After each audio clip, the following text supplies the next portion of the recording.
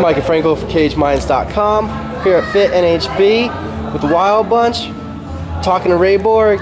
We thought you had 2 fights in about 5 weeks coming up.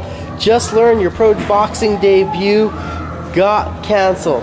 We know you got an MMA fight right around the corner. Got any disappointment though from the boxing cancellation? Yes and no. You know, it was. I wanted to go in there and try boxing out, give it a try. Have some fun with my hands. Not having to worry about takedown stuff. But then again, it was a little bit of a blessing in disguise. I get to focus on just my Nick Urso fight because in all reality, that fight is more important than the boxing fight. But a little bit disappointed. I would like to box a little bit. Know that you guys do it all down here at Fit NHB. Was that just your turn to jump in the boxing ring, or was it something you wanted to do to get that work in with your hands? It was just something, my coach asked me, hey, would you like to try some boxing? Very little people know I actually have boxing skills. I'm not just a wrestler, as the great words of Mike Winklejohn would say. So, I wanted to show people that I have hands, and so it was just a cool little opportunity to stay busy, work my hands out a little bit. And then, obviously, you've known about this fight for a little while. Was that almost putting the boxing, in the back of your mind? You weren't paying it as much attention, knowing the MMA focus and what was on your plate? Yes, that got hard.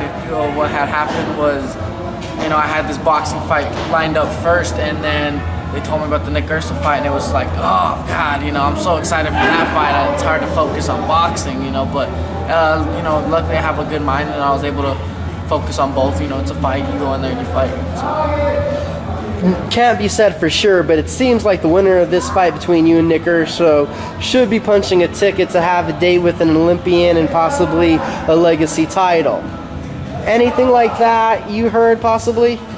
No, but it's a fight. I've asked to fight Henry Cejudo before, and unfortunately, I guess it wasn't the right time for them. So if it happens, I kind of figured they'd want that to happen. But hey, I'm down with it. If it happens, cool, man. I'd love to put Henry Cejudo away. Getting some high-profile fights and still being on the regional scene.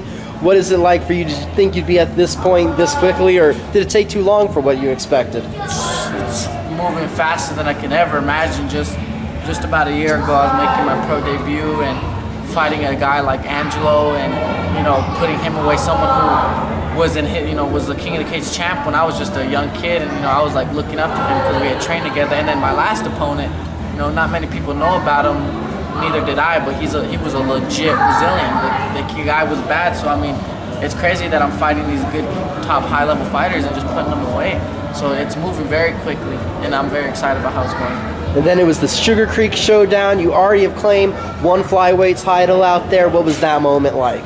It was cool, man. At first I didn't think too much of it. I always just go into a fight thinking about the fight, not about the belt or what's going to happen after the fight. I always just think about the fight. So I didn't really think about how it was going to feel to have a belt strapped around my waist, but it was a real surreal feeling, man, and it was cool.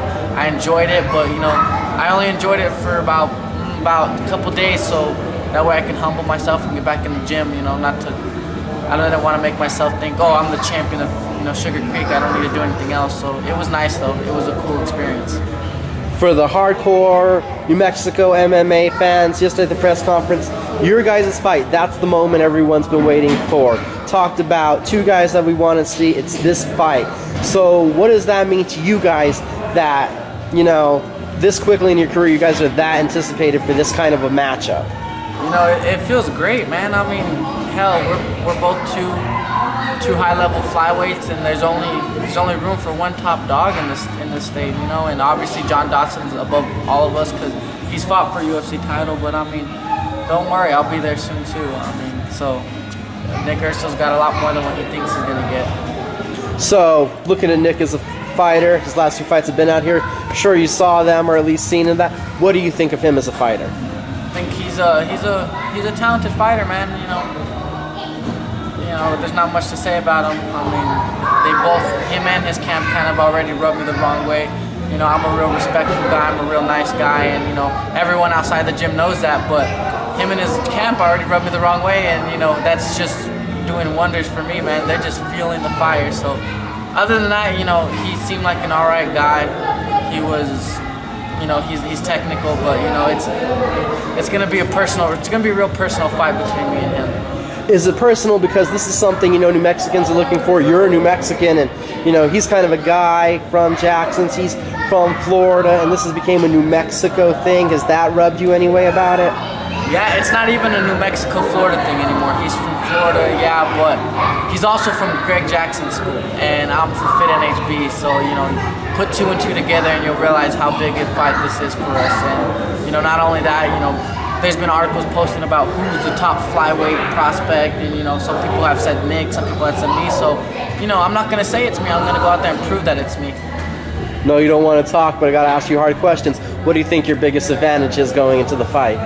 I think probably my ground game. I mean, they think I'm a wrestler. Some people think I'm just a grappler, but they don't realize I have a full all-around ground game, and not only that, I have a good striking game to go along with it. And people who, you know, don't realize that, or people who say I don't, they'll find out April 4th. What's the next 5 weeks going to look like for you?